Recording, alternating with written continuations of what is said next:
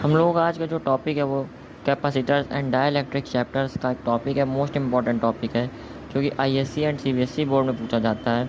Redistribution of charges, common potential. So when two bodies of different potential are brought in contact, positive charge flows from high potential to low potential until the potential of two bodies become equal। ठीक है ना। तो क्या होता है कि positive charge flows from high potential to low potential until the potential of two bodies become equal। ठीक, जब जो दो बॉडी डिफरेंट पोटेंशियल की कांटेक्ट में लाई जाती हैं, ठीक है ना, तो पॉजिटिव चार्ज किधर फ्लो करता है, हाई पोटेंशियल से लो पोटेंशियल की तरफ फ्लो करता है।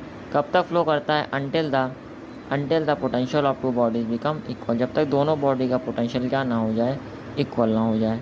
ठीक है, अगर हम मान लेते हैं कोई भी एक बॉडी है जिसका कैपेसिटेंस C1 है, जिस किसी भी बॉडी का कैपेसिटेंस C1 है, उस पर चार्ज कितना दिया गया है, Q1, और दूसरी बॉडी है जिसका कैपेसिटेंस क्या है, C2 है, उस पर चार्ज कितना है, Q2 है। ठीक है ना।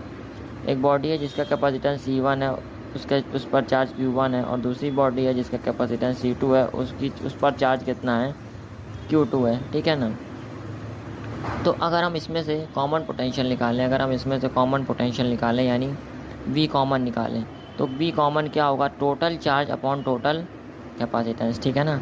कॉमन पोटेंशियल कितना आ जाएगा, क्योंकि Q बराबर CV होता है, आप अगर बता सकते हैं तो फॉर्मूला की हम बात करें तो Q is equal to CV होता है, Q is equal to CV होता है ना।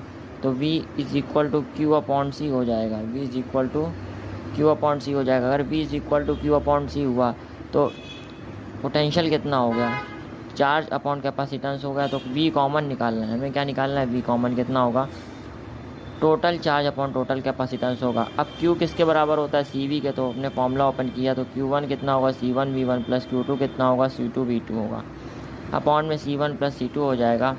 सो यहाँ से Q1 कितना आ जाएगा, अगर हमें Q1 चार्ज कितना निकालना है तो उसमें कॉमन पोटेंशियल तो C1 V कॉमन होगा, और Q2 निकालना है तो C2 इंटू V कॉमन होगा। ठीक है, तो कॉमन पोटेंशियल की वजह से आ जाएगा।